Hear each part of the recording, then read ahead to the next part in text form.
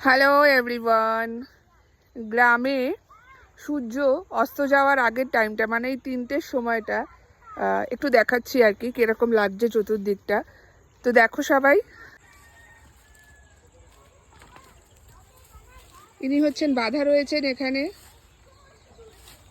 ক্ষেত দেখো, আর একটু বাদে এখানে সূর্য মানে লোকে সূর্য অস্ত যাওয়ার জন্য সমুদ্রে যায়, কিন্তু এখান থেকে ভীষণ ভালো সূর্য অস্ত দেখা যায়। মানে এত পরিষ্কার, এত সুন্দর।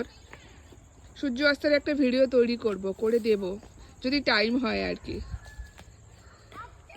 এখানে সব আর কি বাগান, সবাই আর কি বাগান করে রেখেছে আর কি, চাষ টাস করে।